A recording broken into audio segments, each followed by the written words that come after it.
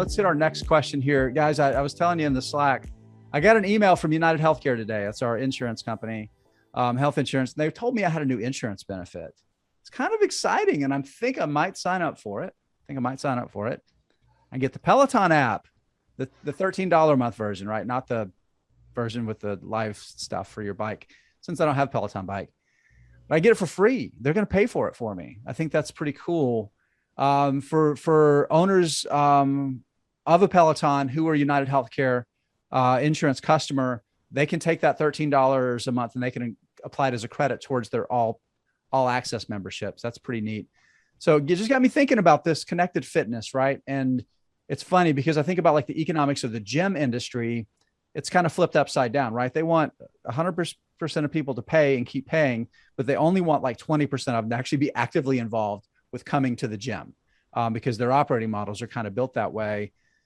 But I wanted to hear from you guys and your thoughts here. And Trevor, if you want to kick us off, do you think connected fitness is this a big opportunity for investors still? If you do, I mean, where do you think, which companies are set to be the biggest winners? I do like connected fitness. And I think the more that they can make these deals with insurance companies, I think the more they can slide it into the consumer lifestyle, make it a part of, their health insurance, for instance. I think that it enhances the value proposition. As far as where the big winners are, I honestly like Peloton. I just saw some news today about Apple adding blood pressure and temperature to some of its connected devices. Mm-hmm. So there's Apple there, not necessarily just a pure play connected fitness, but a giant tech company. So Peloton, Apple.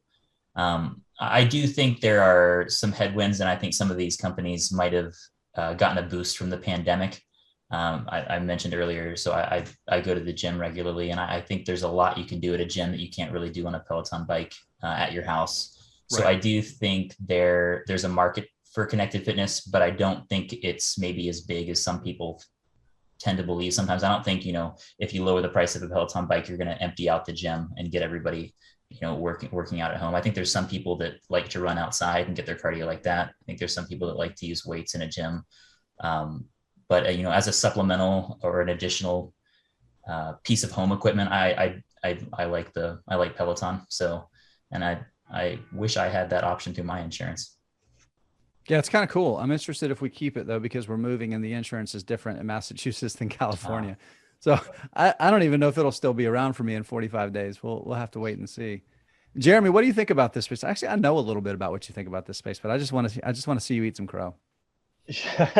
Yeah, well, I think I mentioned before. I mean, I have been a Peloton skeptic. I think, obviously they've done well, and connected fitness it's one of those trends, remote work and all cloud computing, that we've seen a lot of things take off during the pandemic. And I think, after it's what we've seen over the last year or so, I mean, it is going to be a lasting trend.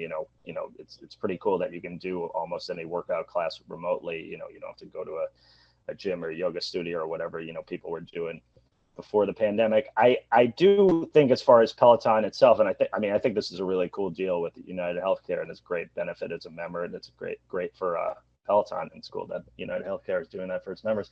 But I think Peloton itself, exercise tends to be faddish, and there's, a lot of exercise trends that come and go. CrossFit was one of them a few years ago. So I don't know. I mean, Peloton was so buzzy, at the height of the pandemic. And I think, I know that their recent quarter was still strong, but I mean, I think that momentum will eventually fade. There's a lot of other people doing, other companies doing connected fitness stuff. Trevor mentioned Apple. I mean, there's Nike, Lululemon bought Mirror. So I think, other companies are going to step up their product here. I don't think Peloton's going to go away or anything, but I think, maybe this amazing growth story and customer retention and all that stuff, I don't know if that will stay around forever. I also wonder, just in this deal with UnitedHealth, how much they're paying for to give their owners the Peloton app, because I think just based on the way insurance companies do business, they're able to negotiate $1,000 bill down to like $100 or something like that. So I mean, I think even if it's almost maybe it shouldn't be free, but it's great just sort of promotional stuff and brand awareness and all that for Peloton outside of the money, but just the details itself. Yeah, I think that's a key thing, right? So we were talking on Beat and Raise. I made a point to spend a couple minutes talking about incremental margins and the value for these kind of businesses of that extra little bit of revenue. And I think that's a key piece there, Jeremy. So like, it's almost like whatever UnitedHealth is paying Peloton, it's probably profitable, right, for them to do it. Right, it's still free, right? Because it's basically free for Peloton. Right. So because they're not really adding a bunch of expense to bring that on.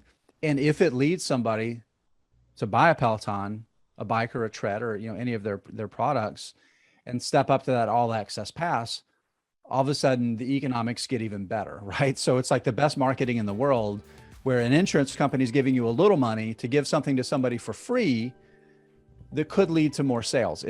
I think it is definitely a savvy move.